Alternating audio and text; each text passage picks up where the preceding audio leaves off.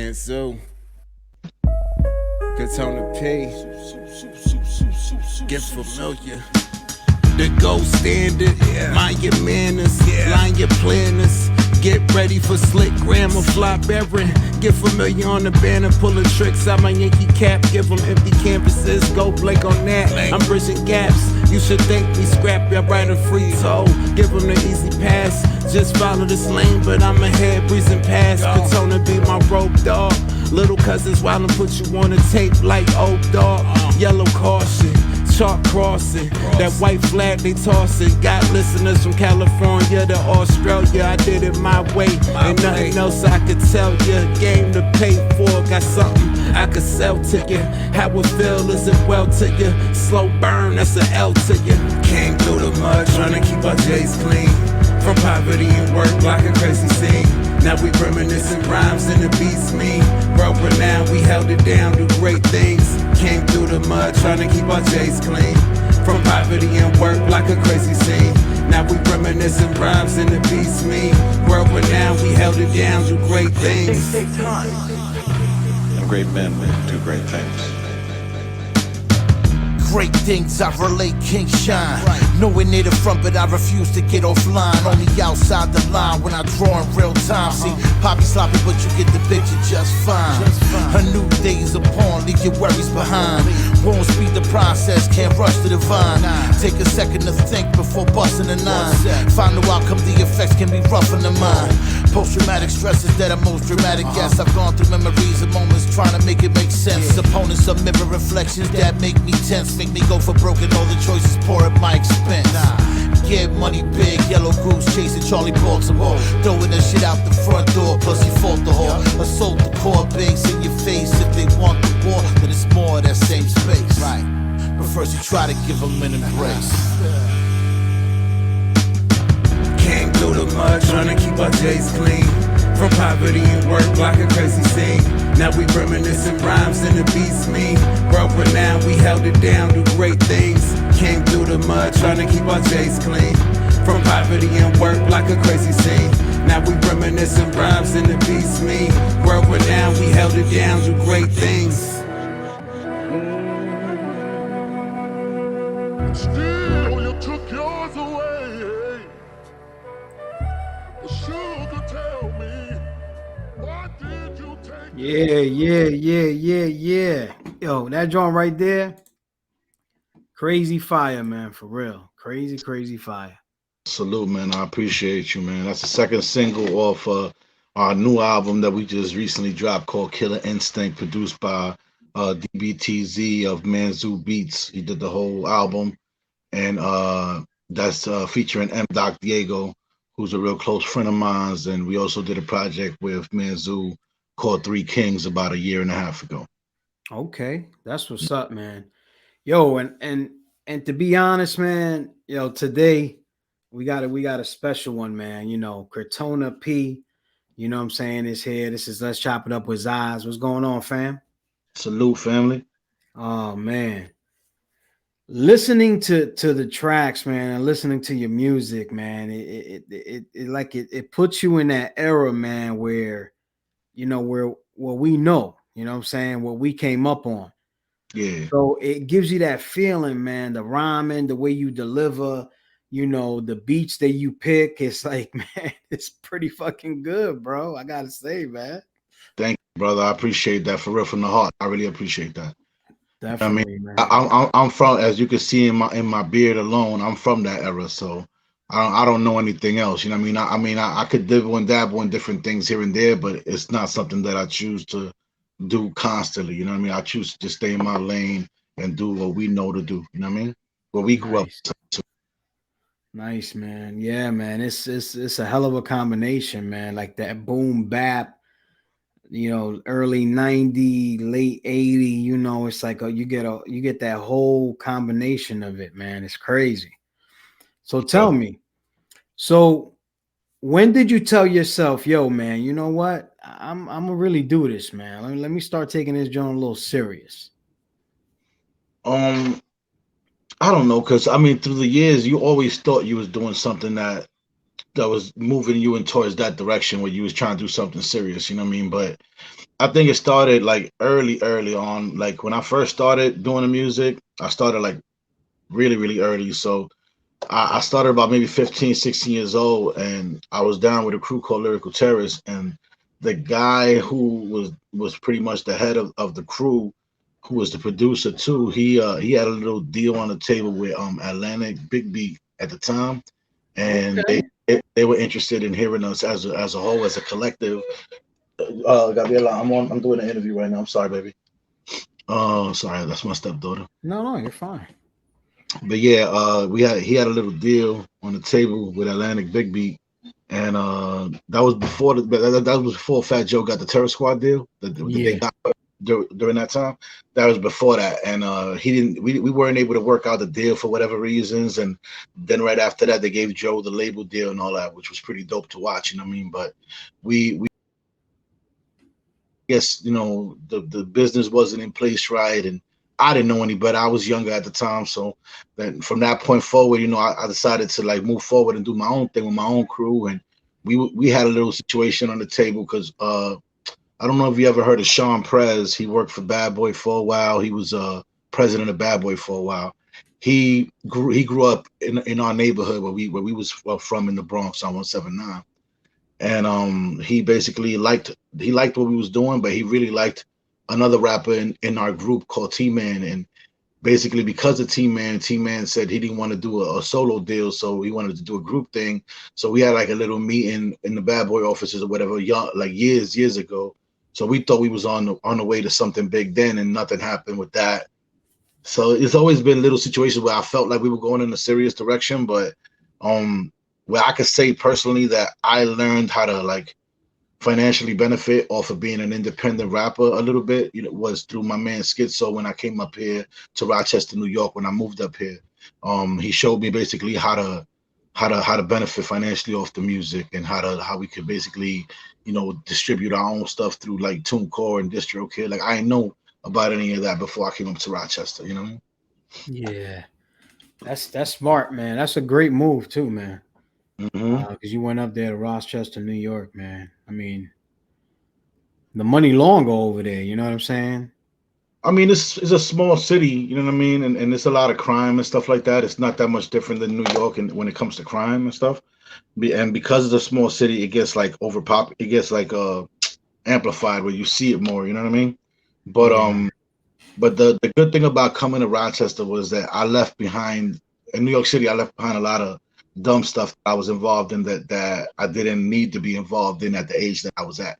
So coming up here, I've been here for like 12 years now. So coming up here was like the best decision I ever made. I was able to not have to worry about stuff that I was worrying about in New York, and I was able to get my mind right and focus on just becoming a regular Joe and working a regular job and doing what I had to do, just living a nice, normal, comfortable life. You know what I mean? And that's what I've been doing for the last couple of years, and just been. I was able to focus in more on the music side of things. In New York, everything is so fast paced. Sometimes you get caught up, and you don't really like the music. Just becomes like a hobby, Like you do it here and there, but it doesn't become something that you really want to like go towards like professionally or seriously. But when you come up here to the Rock and you start seeing different people moving in different ways, and you start seeing how you can benefit more and make it a business, and really try to make a name for yourself, it's like I basically just took it more seriously, and this is what we got so far.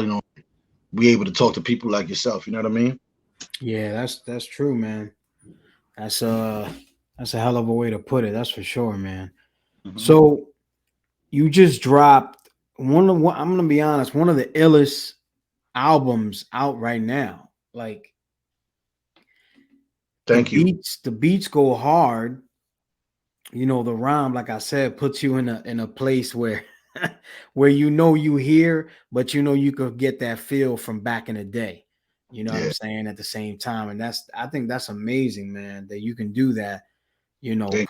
put people like that through that time and set that up, man. MANZU Beats, man. That guy there, man. Oof, he went off. Hmm. I met him through M. Doc Diego. He's from Italy, actually. And he lives in Italy. And I met him through M. Doc Diego. He connected the dots because he had done an album with him called Universal Tongues, and then after that album, he had heard before that album came out. Me and M. Doc did a song called "Hustlers Antidote" on another album that M. Doc Diego had. And Manzu heard me on that track and said, "Yo, you guys sound good together. You know, how would you feel about collaborating with him on the album you're doing with me, Universal Tongues too?" So he said, "You're cool." He called me up and we did a song called Tango and Cash. And Manzu liked it so much that he told me, would I be interested in doing a three-man collabo album with me, him, and M Doc and call it Three Kings. So I was like, yo, M Doc's family, so I got no issue with that at all. Let's just get it done. I know we work fast, he's not problematic at all. So I said, let's get it done. So we knocked that out. We got that done quickly, put that out. It did pretty good. And then after that, he asked me if I wanted to do a solo project with him. And just try to, get some of his people that he knows features and some of the people I know his features and put it together. You know what I mean? Something classic, something good. You know what I mean? That's what we wanted to put together. And we knocked it out pretty fast. I ain't gonna lie. The process of recording it was pretty quick. The longest probably was getting like 2 or 3 features back, which everybody pretty much cooperated. So they didn't take that long. You know what I mean? It might have been like a month that I waited the longest for a feature. You know what I mean? But once we got everything back and we went into the mixing and mastering process of it, and then other things came up. You know what I mean? Like Manzu started talking with A&R, and the A&R was trying to get us a distribution deal. Which at the time, the way Manzu explained it to me, he was like he's trying to get us a record deal. So I said, okay, look, let's see what they got to offer. You know what I mean? And he came back. He told us it was a distribution deal through Fat Beats, and Fat Beats passed on us, and then he was able to get Empire interested in distributing the project for us. But once we saw like that it was pretty much just going to be distribution, it wasn't going to be any kind of promotion or anything, any kind of help financially in any sense, advances or anything like that. I just told him it'd probably be best that we just do it ourselves, and instead of just attaching a name to something just to have a name attached, it didn't make sense to me at the time. So, respect to Empire, they are they're a good record label and stuff like that, but it's just a distribution deal just didn't make sense to me at the time. And I explained it to Manzu, and he understood where I was coming from, and he agreed. So we just did it ourselves, and we put it out at like about, I'm gonna say, it's been about 2 weeks now that it's been out, if I'm not mistaken, or like about a week or something like that. Came out June 30th. So it's doing okay. We wanted to do better, so we want people to go out there and check it out and stream it and check out the videos that we drop. And we got 2 so far. Like I said, we did Fed Up Club New York.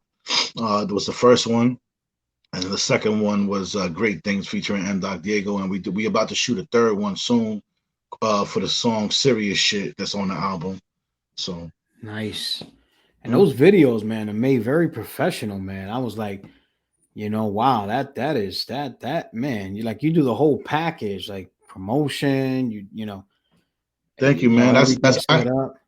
That's actually Oof. my girlfriend shoots the videos for me. I bought the camera about 2-3 years ago, and she's been shooting most of my videos, and then we go and we get it edited in different places. And this particular album, Manzu's been editing all the videos that we shoot them, and then we send him the footage, and he edits everything up. You know what I mean? Nice. Yeah, man. That's what I'm gonna start doing, shooting my own videos, man. Yeah, man. I mean, it's That's you way, gotta man.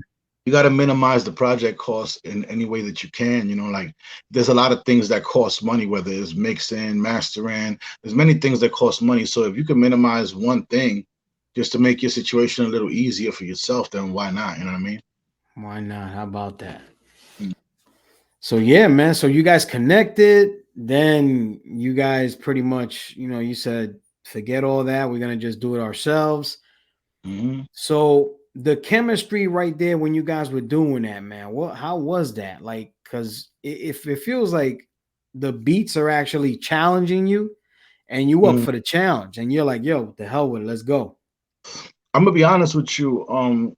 Being that we already had a rapport when it came to what we did before with Three Kings, when he told me, what was I looking for the album, I pretty much told him a range of BPM that I wanted. You know what I mean? Like I told him, give me a range from like maybe, let's say 85 to 100. Like, don't bring it down any lower than that. I want to keep a certain tempo for the project. You know what I mean? I'm not real big on slow beats like that. They tend to sound a little boring to me, and they tend to drag a project sometimes. At least in my opinion, when it comes to me as an artist, like I like listening to that for other people, but for me, I like keeping a certain BPM, a certain tempo, just to keep things flowing for a project. I don't want to take you all the way up here and then drag you all the way down here. So I told him the BPMs that I pretty much wanted. He sent me a whole, like, can I curse here or no? Yeah, man. Yeah. He sent me a whole shitload of like beats, like a whole big zip of files, and I went through a whole bunch of beats and I picked out the ones that I thought I liked the most, that fit me the most, that I thought I could do something with. And what he did was whatever he sent me, he sent it. Once I sent them back what I wanted, he extended them, kept the simplicity the way they were, and then I recorded the song. And then once I sent the song back, he started working his magic and started adding here and taking out here and making a cinematic there. Like, the dude is out of this world when it comes to production. That's You know what I mean? So, and I knew that because I listening to M.Doc's albums, they're really cinematic. The way he puts things together is really, it's like a movie. That's why when we put together Killer Instinct, I felt we had to attach like the movie title to it so people could kind of get like a little confused. Like, is it a movie? Is it an album? But the album is put together in a cinematic way that it's like, if you sit down and let it play from beginning to end, it's like you're watching a movie, It's like you're watching a movie. How about Mhm. that? And Man, sonically, not more like theme wise, like what we're talking about, but the sonics of it, the way it comes together, it's like a movie. a movie. Man. You know what? That's true though, man. Like, you turn that bad boy on, man, as soon as it comes on, and then you just go through. It's like chapters, man. It's like chapters. Yeah, You man, I'm know. really proud of it. I'm proud of it. I appreciate you, you taking a listen to it and you taking a liking to it too. Oh I man, yeah, appreciate I appreciate it, man. Definitely. Yo, shout out to Jerry Graham, man. He sent that link. I it. was like, wow, that's what I'm talking Yes, about, man. salute my man Jerry, man. He been putting in that work for us, man. Like, and I appreciate him because like there's not many people out here that'll work with you. Like we put out that first single and once we put out that first single in May, like we got into that situation with the A&R, and I had already done business with him, and it was a certain amount of a campaign that was for a certain amount of time. So then once I told him the situation, he was like, "Don't worry about it. You guys are good people. Y'all always do good business. So, just I'm gonna work with y'all. Once y'all decide what y'all want to do, hit me up, and then from there we'll pick up the campaign and we'll do what we got to do." So he's been a blessing, man, on our side. He's been helping out a lot and getting us, a lot of like blogs and placements like that. You know what I mean? And people talking about the project, and you can Google it a lot more in different sites. You know what I mean? I Yeah, that's appreciate it. awesome. That That's mean that awesome. means something. That means something because a lot of people just put out projects and nobody really knows they out. So if you can actually pay somebody that's a plug that could get you attention in different areas so people can start seeing who you are and what you're doing, is better than just putting a project out and hoping that somebody important catches on to it and shares it so you can actually get some kind of attention, because that's not is although that's a beautiful story, it's not always that realistic to think that way. You know what I mean? Yeah, that's It true don't too. always happen that way. That's true too. It don't always happen that way. You're right about that. Yeah, man. But I think that, with the resources that people have and the connections, and then that person knows that person, if it works out, man, at the end of the day, bro, it's gonna work smooth like water, man. Yeah, man. Water. It's just about getting more visibility, really. It's not about getting to a point where you're like rich and famous. That's not what I'm looking for. In reality, I'm looking for more visibility and to be able to live off of making your music and touring and stuff like that. Not necessarily be a multi-platinum artist, but just make enough sales which you can actually stop having to work a 9 to 5 and you can live off the music that you love making. You know what I mean? That is true, man. So what's your take on the way hip hop is right now, whether it be commercially or underground or whatever the case can be? I mean, there's two different worlds. Right now, there's an underground. There's always been an underground and a commercial world. It's just that now it's a lot more blatant because the sound is completely different. Back in the 2000s and the 90s, like there was commercial and there was underground, but commercial could kind of blend with underground, and you won't really tell. You know what I mean? You can't really tell Mhm. because the pattern of the drums were kind of the same. So some might sound more bubblegum, and other ones were a little grittier. But you could kind of sometimes get away with certain things. But in this day and age, the sound that the young kids are putting out is nothing like what the underground artists and what we older dudes are putting out. Like their sonics are completely different. They're harmonizing a lot more. A lot of their lines, don't even have to rhyme. Sometimes they have a certain what they consider a vibe, because I have kids. I got a 20-year old and a 21-year-old. So they tell me that all the time. Like it's not even about the lyrics. Sometimes, it's about the vibe they get. So I guess it works. It works for them. It works for them. You Yeah. know, I won't necessarily be putting out one of those type of albums, but if it works for the younger generation, I ain't knocking them. They got their own lane. But I do think that at one point or another, there should be subgenres. You know what I'm saying? When it comes to hip hop, there should definitely be sub. Yeah, you're It right. shouldn't. Everything shouldn't just be called hip hop because everything ain't hip hop. You know what I mean? Or Yeah. everything ain't the same. Better said, not everything ain't hip hop, but everything ain't the same. So we should like, if we got us underground boom bap rappers, we should have a subgenre, and so people know what to look for when they're looking for it. Like when you put hip hop in Spotify, all it gives you is a bunch of young kids that are doing whatever we just spoke about. Right? They'll never give you a mixture of like those young kids plus this independent rapper that just dropped the album. It's like, because a lot of that is ran by like Spotify, and that is ran by labels and stuff like that, like record Yeah. labels. They're always gonna put the artists that they signing and they trying to make money off of before any independent rapper gets any shine. You know what I mean? So you're never gonna find the music that you're looking for. If you like all type of music, you ain't gonna find that when you look at and put it in the hip hop category. So I believe that there should be subgenres. Yeah, that is true. I agree, man. I agree. And everybody could be found, because it's true. Sometimes you're looking for artists and you're like, man, there's nowhere to be found, man.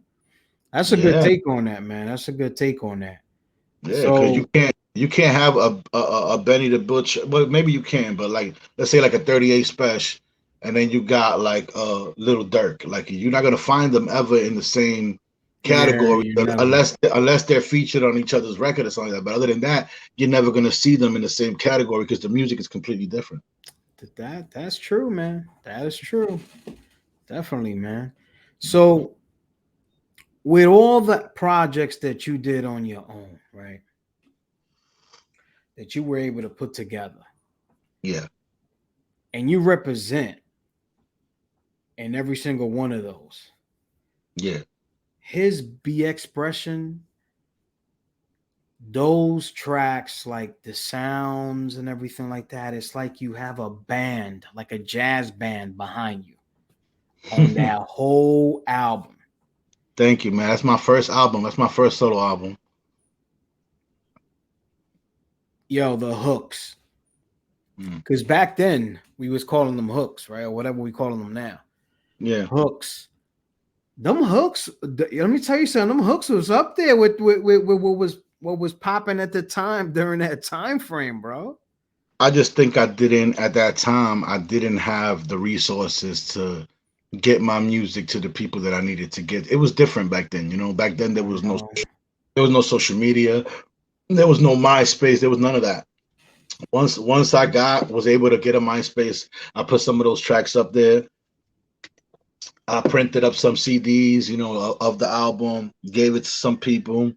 I literally, that particular album, I've literally had people come up to me 11 years later or 10 years down the line and told me how dope they heard that they recently heard that album and didn't realize how dope that album was when I gave it to them. So it's like sometimes it just doesn't. Sometimes it's not even the music. It's just you as a person. You may be giving it to just people that you know, not people that you need to know. You're giving it to just people that you know. You know Yeah. what I mean?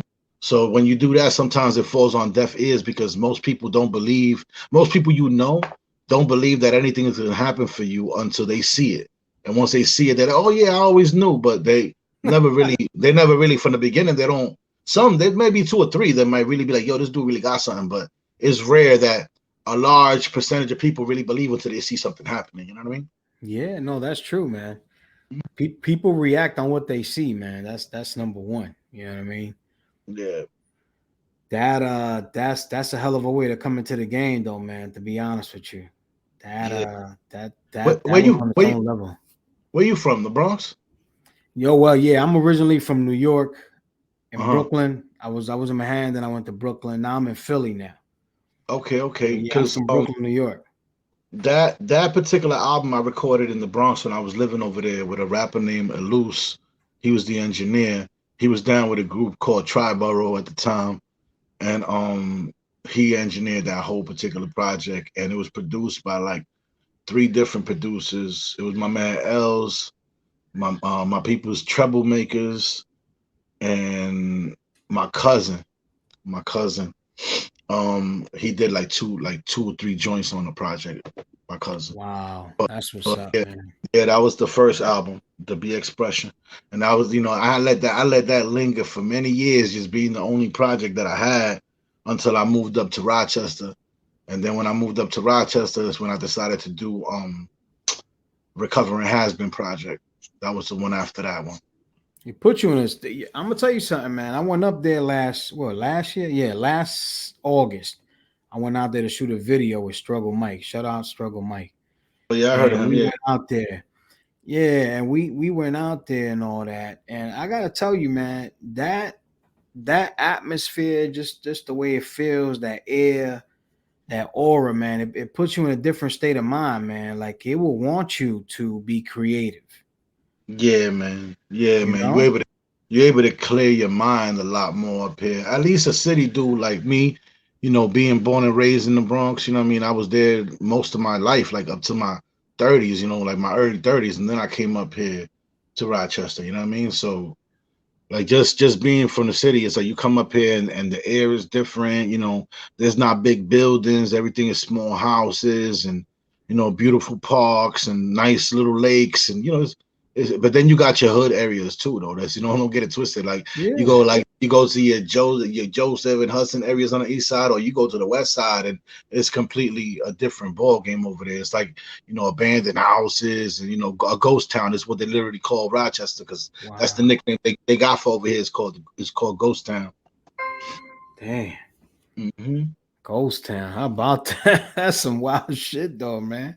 Yeah, Word man. up. So, by you being there and relocating, have you been, connecting with some of the artists out there? Because Rochester got some hot artists now.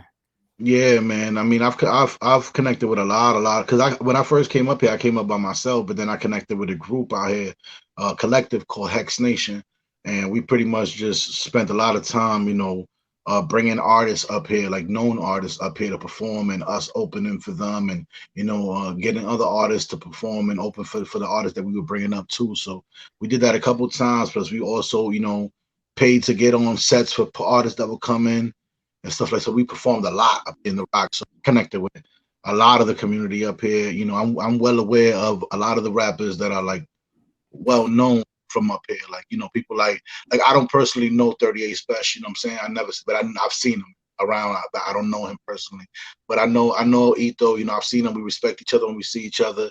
You know what I mean? There's Okay. Jay Hustle's on my project recently, on my new project. Azariah, Alvarez, Masterminded and Barbaric, BNA.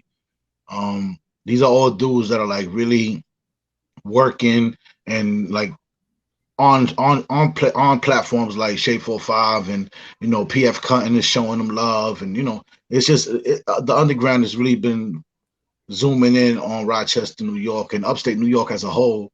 And like I said in my last interview, we just been benefiting from that opportunity that other artists have been opening the door for us. You know what I mean? So we've been coming in and just staying consistent, and it's starting to pay off for people actually noticing what we're doing.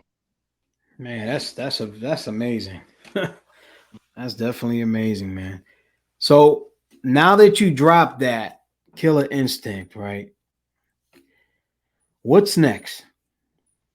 Well, right now, I don't like I've noticed a trend of like there's a lot of rappers that drop project after project after project like all throughout the whole year, and it's a dope trend, you know what I mean? But at the same time, it's like sometimes we don't take advantage of a good project that we may put out and do the visuals, the proper visuals for it, and shoot as many videos as we can for it, and just get the eyeballs on that particular project. That's why so many projects come and go, and nobody really sees anything as a classic anymore. Because it's like, all right, yeah, it was cool, cool, cool. Yeah, Saturated.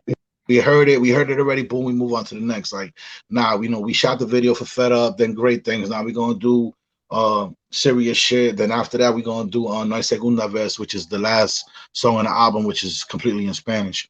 So we're gonna do that. You know what I mean? And we're gonna try to shoot the video Yeah. City of Sins with Slick Jack from Toronto and Jay Fliz from Massachusetts. So we trying to get that video edited and done right. You know what I mean? So it's ideas, but I just don't want to put this project to bed so quickly. I want to promote this to the fullest extent. Hopefully, it gets to the ears that it needs to get to, just to get a little bit of more recognition, and we can move to a different platform, and you just get more ears, because the whole intention from the get is to get the audience bigger than what it already is. That is true, man. That is true. But I think you're headed in the right direction for real. You put your time in. It's time to get that time that you put in, man, and get recognized for it. Like you said, get to the right ears. I see that. You know what I mean? I see the love they showing you. Artists is talking. Saying, "Yo, who them guys? Yo, like, yo, man, gotta tap in, man. Tap in." You That's know, what's that's what's up, man. I really work. appreciate everybody that's taking the time to check out the project and giving me feedback. That's the main thing, because a lot of people listen, but they never really give feedback. But this time around, it's been different, man. Like, I just had Barbaric from BNA hit me yesterday on my phone. Like, he hit my line directly, and he was like, "Yo, I want to tell you, bro. Like, your album is like a fire album. Like, I listened to it from beginning to end, and you guys didn't slip up once on the album." And I'm like, I appreciate that. You don't get that kind of love all the time. So getting it from rappers that you respect and people that you consider family, you know what I mean? Not only just rappers, you consider them family, because I've been up here 12 years, man. The 12 years that I've been up here, I've created a lot of relationships with a lot of rappers that are grinding, people like Street the Villain, who's out there constantly grinding, you know what I mean? Like I said, man, it's a lot of us. It's a lot of us. Just keep an eye out. We always, we don't always do stuff together, but when we do, it's always dope. You be off the chain, man, for real. Hmm. Yeah, man. We wanted to bring you up here, man, show you love, man, and let you know that we appreciate you in hip hop, man, especially the underground. You're definitely doing a hell of a job, man. I see it. You're going towards the better things. And man, I just want to say thank you, man, for dropping that latest project, man. That's one of my favorites right now, for sure. Thank you, man. Thank you, man. And I want to let you know too. When as soon as you asked about the interview and everything, I said, yeah. I went and I checked out your Bandcamp, and I went down to the bottom of it, because I like to always start at the first joint that was released, and I noticed that it was the joint with you and WAP. And Yeah. I remember seeing that cover a while back, like circulating in Bandcamp, because being a Bronx nigga from New York from the '90s, you know what I mean? Like, I was a big doo-wop fan, big doo-wop and the Bounce Squad fan, you know what I mean? So when I'm always checking to see what new stuff or late stuff they've been dropping or whatever, and I saw WAP had a feature with you, so I checked it out, and I remember hearing that song a while back, and I'm like, oh, this is the same cat. So then I kept going up, and I seen the tracks that you had, man. You got some dope stuff too, man. I just wanted to recognize you not only as an interviewer, but as an artist too. You know what I mean? You got some official stuff too, brother. I appreciate you, beloved, for real, man. I wanted to put this platform here for us, man, because I feel like we don't get that kind of recognition, and the time is not given to us to be able to let people recognize us, right? Because Yeah, let's be honest, man, you know, these high 97s and all that, they're not going to give you 45 minutes worth of time to talk about how you started and let the people really identify with you, right? By how you're speaking, by what you're telling them, right? And yeah. I just feel like this is beautiful, man, and let's spread the word, man. Let's spread the word, because somebody else could be hot, and we always looking for new artists too. So to work with, you know. So it's like, yo, that's what's up, man. That guy right there, yo, let me hit him up. Let me hit Zaz up, man. Yo, Zaz, connect me. Sure, here. You know what I mean? Yeah. Connect, work with each other, man. This world is huge. There's enough money for everybody out here, man. Yep. You Yep. know? You just gotta make sure that the people that you're gonna connect with are actually people that are doing stuff for real, Yeah. that are working and striving towards something. Because a lot of times, us as artists, we want to be, kind-hearted, and we want to just do stuff for everybody. But sometimes, like, you may waste a valuable energy on somebody that really has no intention of doing anything with what you're doing for them or anything like that. So you really gotta like pick and choose the people that you align yourself with, because a lot of people in this world are like connected to a lot of crazy stuff, man. They doing a lot of crazy stuff, and you don't want your name stained by something that somebody do. I've had that happen to me in the past where I collabed with a dude, and the dude ended up like beating his baby and stuff like that, and ended up going to jail for like beating his little baby up or something like that. Like, and Wow. then and then just the fact that I had him on my project, I had somebody in the comment section be like, "Oh well, that just goes to show the kind of people you collaborate with. You don't even know the kind of people you collaborate with." And I said, "Oh shit!" Like I really could. I had no answer back. You know what I'm saying? So a lot of times these days, it's like I don't jump right into features unless I feel a real genuine vibe. I don't jump right into Yeah. features. I like to see how much the people really support you genuinely before I jump into something like that. Because nobody wants to charge nobody or nothing like that, arm and a leg, especially not in a position the way I'm in. I'm not in a position to be charging people like that. So I wouldn't want to do that. But sometimes when you can't just do stuff for everybody, bro. Because a lot of times No. people don't have the right work ethic. They don't really want to do nothing with it. They just want to say, "Oh, I did a track with them," and then they have nothing they want to do with that track. They have no intentions of promoting it. That's why I show love to all my brothers in the rock that in Rochester, New York, that's been really putting in that work and promoting the work, and really trying to get it out there and in different platforms so they could be more known than just in Rochester, New York. That's true. That's true. Because man, I tell you, this music travels, man. Mm-hmm. This music Mm-hmm. travels around the world, man. That's for real. So yeah, man, make sure y'all go out and support Crotona P. You know what I'm saying? Get on the Bandcamp, support them directly. You know what you want to tell them, man. Man, just check me out on Instagram. I'm mostly active musically on there. You know what I mean? Instagram, Crotona PBX on Instagram. And same thing for Facebook, Crotona PBX on Facebook. I'm a little less active these days on Facebook, but I still go on there every now and again. But if you want to contact me for any features or anything like that, and you serious about working, and when I say serious, I'm gonna check you out. Like when you send me something that you want to work, I'm gonna check out your page. I'm gonna check out what you're doing, how active you are, and what you do. Because if you're not doing nothing, brother, like I'm not wasting my time with anybody that's not doing anything productive, man. Like I'm too old, bro. There's too many grays in my beard to be wasting my time like that. You know what I mean? You got that right. How about So, that? Ain't that the truth?